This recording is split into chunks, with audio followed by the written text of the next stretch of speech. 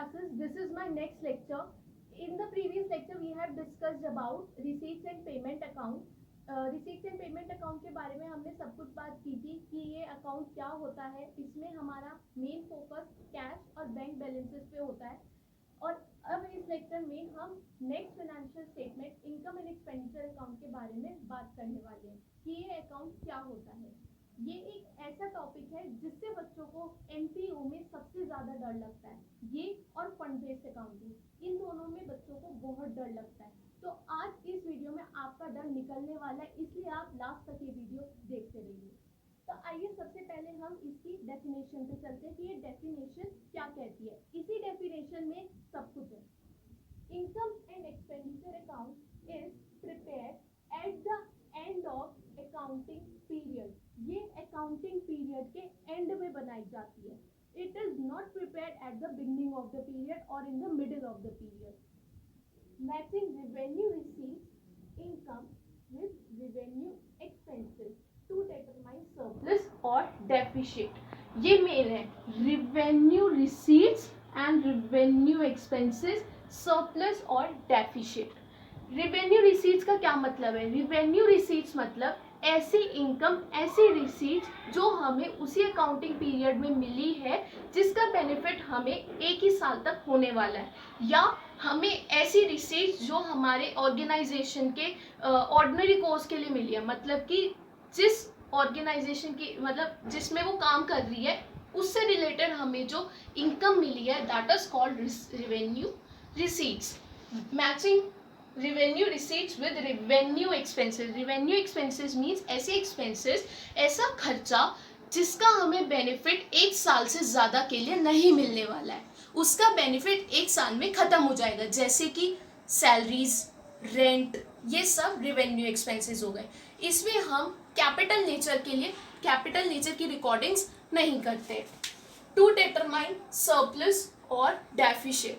जब हमने क्लास 11 में प्रॉफिट एंड लॉस अकाउंट बनाया था तो उसमें क्लोजिंग बैलेंस प्रॉफिट आता था या लॉस आता था.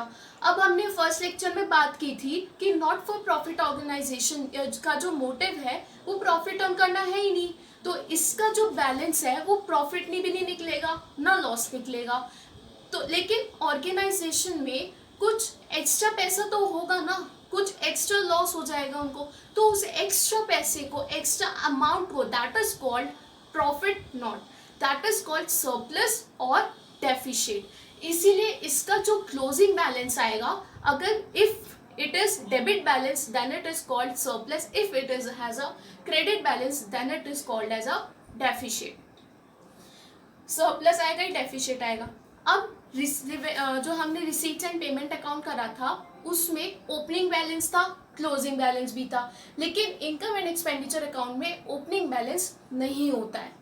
yes, income and expenditure account does not have an opening balance, it only has an closing balance. Okay, if it has a debit balance that is called a surplus, if it has a credit balance then it is called as a deficit. और ये एक nominal account है, जैसा कि नाम में ही है, income and expenses.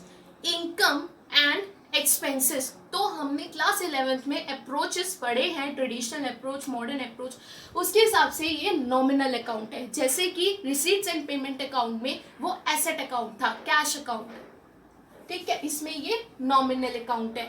इसमें ओपनिंग बैलेंस नहीं होता है, क्लोजिंग बैलेंस, सरप्लस या डेफिसिट होता है.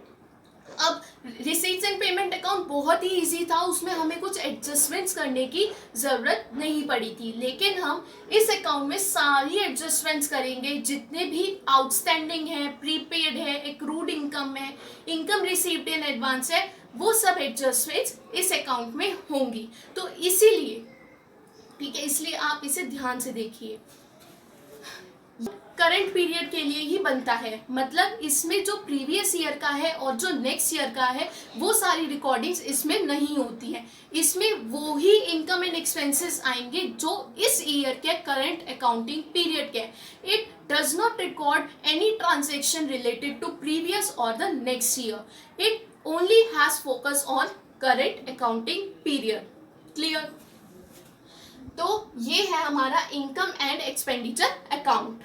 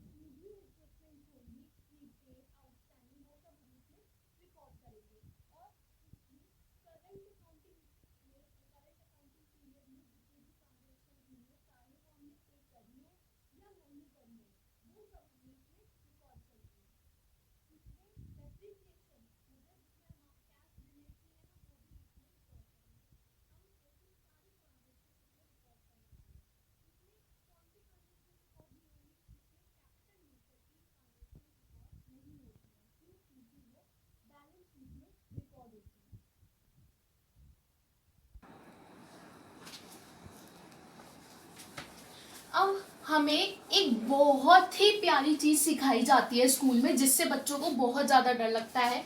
तो पहले हम वो देखते हैं इस चैप्टर से रिलेटेड, आउटस्टैंडिंग, एडवांस या outstanding and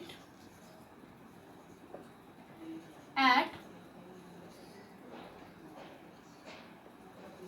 beginning, outstanding and at end plus outstanding at beginning minus advance at end minus advance at beginning plus.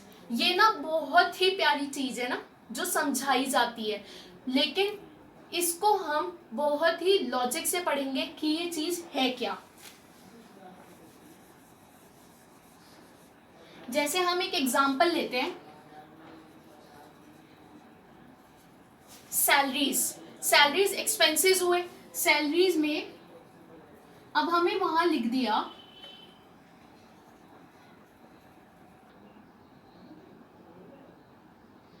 Suppose salaries हमारे पास है ₹10,000, ठीक है, इंक्लूडिंग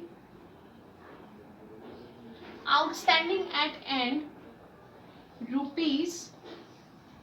₹2,000, मतलब हमारी सैलरीज आई ₹10,000। इसी में आउटस्टैंडिंग एट एंड मतलब आउटस्टैंडिंग एट एंड मतलब कि ईयर, जैसे कि सपोज ये ईयर 2020 to 21 में 10,000 की सैलरी हुई, इसमें आउटस्टैंडिंग एट मतलब सैलरीज हमें पे तो करनी है लेकिन हमने पे नहीं करी, ₹2,000। तो ये सैलरी लेकिन रिलेटेड तो इसी ईयर की है ना, हमने पे नहीं करी, कुछ भी रीजन हो सकता है हमने पे नहीं करी, लेकिन है तो करंट ईयर की। तो इसीलिए हम जो आउटस्टैंडिंग एट एंड है इसको हम इसमें ये इंक्लूड है, बट वैसे भी अगर ये इंक्लूड नहीं होती तो हम इसमें ऐड कर देते, ठीक है। और अब अगर यहाँ पे आता आउटस्टैंडिंग एट बिगनिंग ₹2,000 इंक्लूडिंग, ये भी लिखा है, मतलब इसमें इस ईयर के स्टार्टिंग में ही आउटस्टैंडिंग है, इसका मतलब वो पिछले साल का है, वो पिछले साल का हमने पे नहीं करा, वो इस साल के शुरू में ही आउटस्टैंडिंग है, तो वो इस साल का हुआ, वो तो ईयर 2019-20 का हुआ, जो स्टार्टिंग में ही आउटस्टैंडिंग है, वो इस साल का 2020-21 का नहीं हुई सैलरी, इसलिए हम उसको इसमें, ये इससे पहले से एडिड है तो इसमें आना तो चाहिए नहीं, इसलिए हम इसमें से इसको माइनस करते हैं। This should B subtract from salary, तो ये जो सैलरी आएंगी करंट ईयर की, अगर हमारे पास ये ना होता, ये रहता तो सिर्फ 8,000 आएगा। आया समझ में कि कैसे करा हमने, अगर आउटस्टैंडिंग एट एंड है इसका मतलब कि वो इस ईयर के एंड में है, this relates to only current year 2020-21, तो ये तो होना ही चाहिए इंक्लूड, तो इसीलिए ये तो इंक्लूड है, सही है। अगर यहाँ पे सपोज इंक्लूड नहीं होता,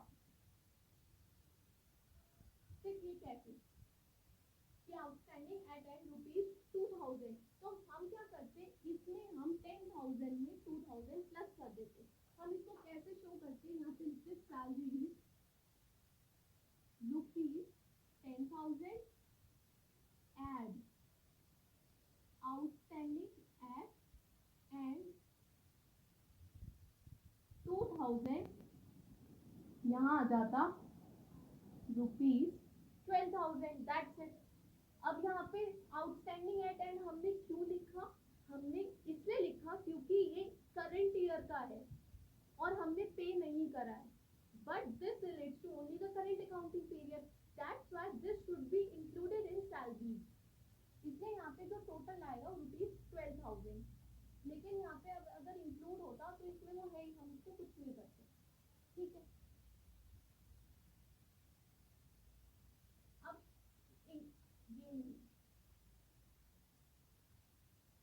अब यहाँ पे है इंक्लूडिंग आउटस्टैंडिंग एट बिगनिंग ₹2,000,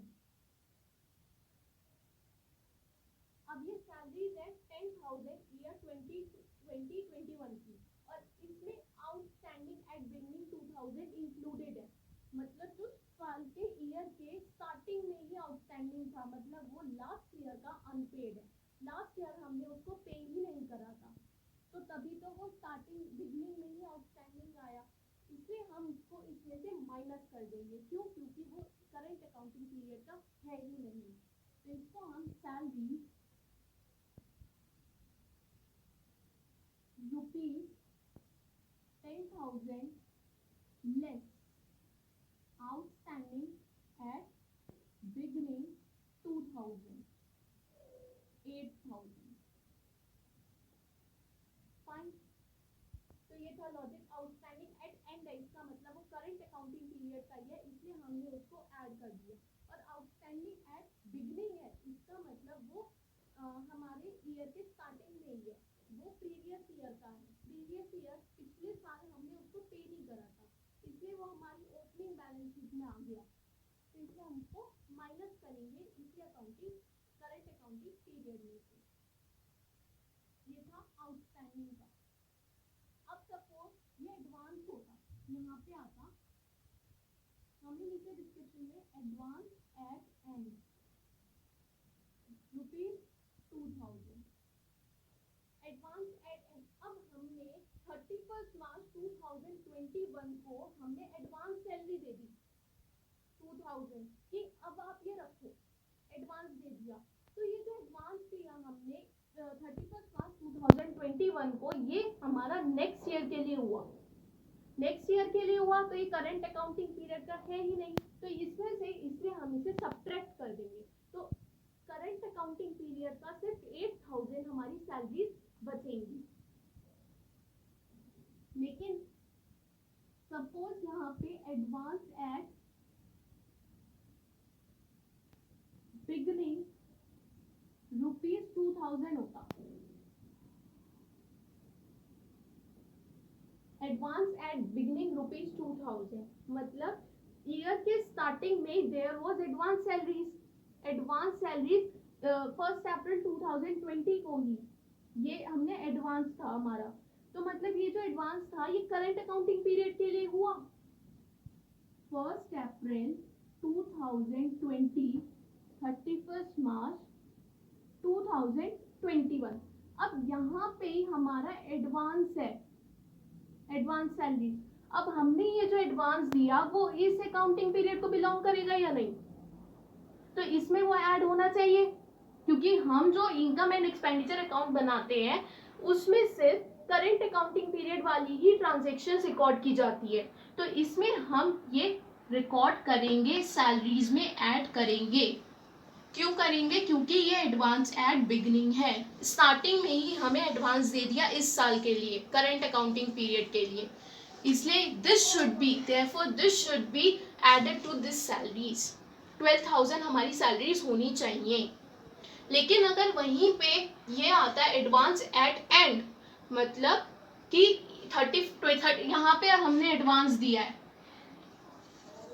अब यहाँ पे जब एडवांस दिया है तो करंट अकाउंटिंग पीरियड के लिए तो दिया नहीं होगा, वो दिया होगा नेक्स्ट अकाउंटिंग पीरियड के लिए, मींस 2021-22 के लिए, तो वो जब करंट अकाउंटिंग से ही पीरियड से ही रिलेट नहीं करता तो हम उसे रिकॉर्ड ही नहीं करेंगे, इसलिए this should be subtracted from salaries. ये एडवांस का था। आउटस्टैंडिंग का क्या था? आउटस्टैंडिंग जब एंड में है, यहाँ पे आउटस्टैंडिंग है, मीन्स हमने यहाँ पे पे नहीं करा इस डेट को, मतलब वो था तो इसी अकाउंटिंग पीरियड का, आउटस्टैंडिंग एट एंड था तो उसी अकाउंटिंग पीरियड का, इसीलिए उसे हम रिकॉर्ड करते हैं। और अगर आउटस्टैंडिंग एट बिगनिंग है, मीन्स वो लास्ट ईयर का था, there should be unpaid salaries, तो इसलिए हमने उसे माइनस करा था क्योंकि वो इस अकाउंटिंग पीरियड का नहीं था।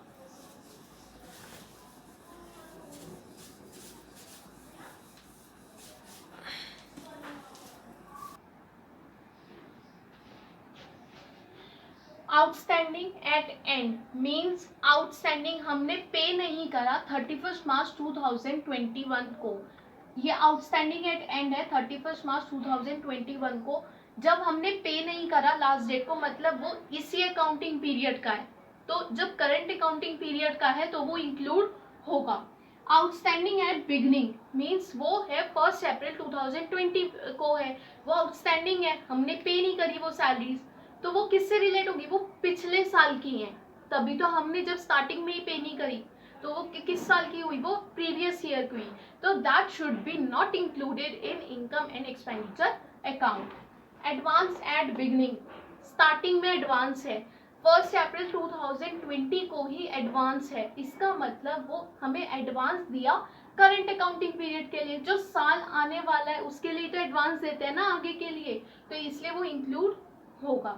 एडवांस एट एंड 31 मार्च 2021 को हुआ एडवांस एट एंड, एंड में हमें एडवांस दिया, मतलब एंड में जब एडवांस दिया तो that is related to the next year, 21-22 का है वो, तो इसलिए that should be not included in salaries और whatever the item is. ये आ गया आपको समझ में, अब रटने की तो जरूरत नहीं है ना, अब लॉजिक समझ में आ गया.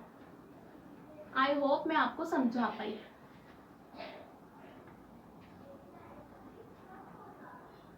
अब हम फॉर्मेट देखते हैं कि इनकम एंड एक्सपेंडिचर अकाउंट कैसे बनता है.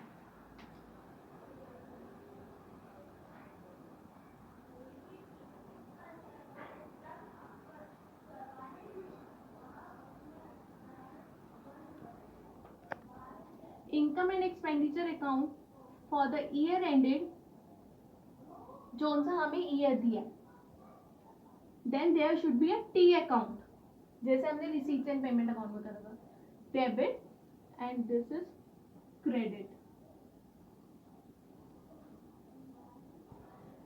मैंने आपको स्टार्टिंग में ही बताया था कि income and expenditure account it is a nominal account, तो हमने क्लास 11 में जो मॉडर्न अप्रोच पढ़ा था, नॉमिनल अकाउंट, जितने भी एक्सपेंसेस होते हैं that should be written in the debit side and all the incomes are should be credited. ठीक है, वही हम फॉर्मूला इसमें यूज करेंगे, जितने भी हमारे एक्सपेंसेस हैं, खर्चे हैं, वो आएंगे debit side, then amount as usual, then income and then amount. It is a nominal account, therefore all the expenses should be debited and all the income should be credited. Expenses में revenue expenses आएंगे, capital expenses should not be included in income and expenditure account. अब expenses चाहे इस year के हैं, चाहे किसी सिर्फ इसी ईयर के इसमें आएंगे, करंट अकाउंटिंग पीरियड के. ठीक है. टू रेंट, रेंट हमने दे दिया, that is a revenue expense. Salaries, to electricity charges,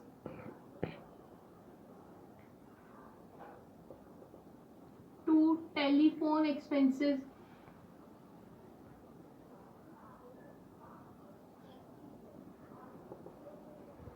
to miscellaneous expenses. ऐसे ही इनकम में अगर हमें कुछ एडजस्टमेंट्स नहीं दिए, तो अगर एडजस्टमेंट्स दी है उसके लिए हमने बात कर ली है कि एडजस्टमेंट्स कैसे होंगे, आउटस्टैंडिंग एट एंड है, चाहे कुछ भी है, हमें सिर्फ लॉजिक लगाना है कि लॉजिक क्या लग रहा है, वो करंट अकाउंटिंग पीरियड से अगर रिलेटेड है, वो करंट अकाउंटिंग पीरियड की है, तभी हम उसको इसमें ऐड करेंगे, वरना हम नहीं करेंगे इसमें ऐड. इनकम, अब हमारे पास कुछ भी इनकम आई है, जैसे कि हमारे पास एंट्रेंस फीस आई है, entrance fees that is related to revenue nature. Then यहां पे मैं लाइफ मेंबरशिप फीस लिख सकती हूँ, नहीं लिख सकती. लाइफ मेंबरशिप फीस का जो बेनिफिट है वो हमें 1 साल से ज्यादा के लिए मिलने वाला है, that is related to capital nature. तो ये कैपिटल नेचर का है, इसलिए हम इसको यहाँ पे मेंशन नहीं करते हैं. टू जनरल डोनेशंस, डोनेशंस आई. अब ये डोनेशंस भी 2 तरह की होती हैं, जनरल और स्पेसिफिक. इसके बारे में भी मैंने एक अलग से लेक्चर डालूंगी जिसमें होगा इंपॉर्टेंट आइटम्स जो है, उसमें हम ये सारा क्लियर हो जाएगा. अभी आप सिर्फ ये देखो कि जनरल डोनेशंस है, डोनेशन आई है इसलिए हमने इसे क्रेडिट कर दिया. बाय सब्सक्रिप्शंस, अब हमारे पास सब्सक्रिप्शंस आई हैं. अब मैं इसमें आपको बता देती हूँ सबका ही. सब्सक्रिप्शंस अगर यहाँ पे देते हैं हमें आउटस्टैंडिंग है एंड में, मतलब साल के अंत में, ईयर के एंड में आउटस्टैंडिंग है, ऐसे सब्सक्रिप्शंस हैं जो आउटस्टैंडिंग है, वो related, it is related to current accounting period, so that should be included. लेकिन अगर आउटस्टैंडिंग एट बिगनिंग होता, मतलब ईयर की स्टार्टिंग में ही आउटस्टैंडिंग है, तो वो that is related to previous year, वो पिछले साल के हैं, तो वो करंट ईयर से रिलेट ही नहीं है, उनका मतलब करंट अकाउंटिंग पीरियड के है ही नहीं वो, इसलिए हम उसको माइनस करते हैं या उसमें से हटा देते हैं उसको.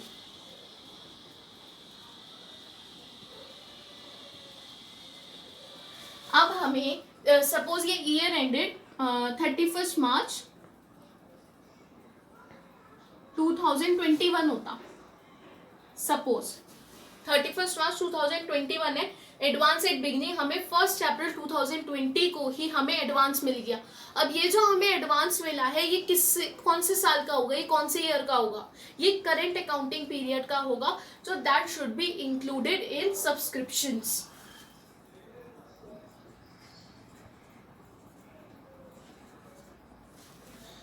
अब एडवांस है एंड में, एंड में एडवांस है मींस 31 मार्च 2021 को एडवांस है, एडवांस आया, एडवांस तो हमें मतलब आगे के लिए हमें एडवांस मिलता है, तो ये that is related to next accounting period, that should be not included in subscriptions. ये आपको लॉजिक समझ आया, ये फंडा समझ आया कि ये क्या कह रहा है, ठीक है. अब और भी सारी ऐसी इनकम्स आ जाएंगी रेवेन्यू नेचर की. अब यहाँ पे डेप्रिसिएशन, अब इसमें कैश इन्वॉल्व नहीं है, लेकिन हम इसे कैश बेसिस पे नहीं बना रहे, हम इसको कौन से बेसिस पे बना रहे हैं, एक्रूअल बेसिस पे, accrual basis of accounting. We are preparing this at accrual basis of accounting. Therefore, depreciation should be included in income and expenditure account. Depreciation तो इसी साल का है ना, तो इसी साल का हम इसे ऐड करेंगे एक्सपेंसेस में, ये खर्चा है ऑर्गेनाइजेशन के लिए, इसलिए हम इसे इंक्लूड करते हैं. ऐसे ही जितने भी एक्सपेंसेस होंगे रिवेन्यू नेचर के, वो सारे इधर डेबिट साइड में आ जाएंगे, और जितने भी हमारी इनकम है रिवेन्यू नेचर की, वो सारी क्रेडिट साइड में आ जाएंगी, but that should be related to only current accounting period. फिर अब हम यहाँ पे बैलेंस कर देंगे.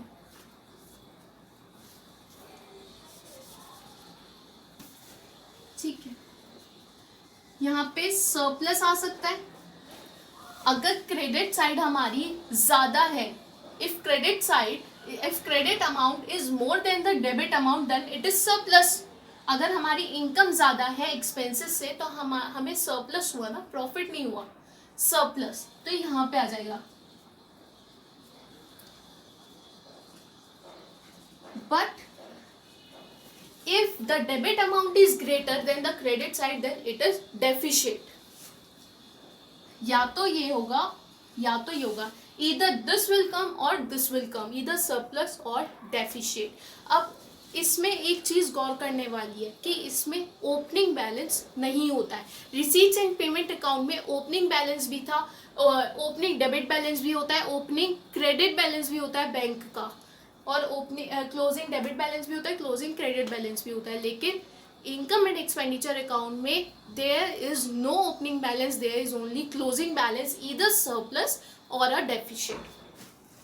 तो ये फॉर्मेट है. यहाँ पे और भी आइटम्स आती जाएंगी अगर वो रिवेन्यू नेचर की हैं तो.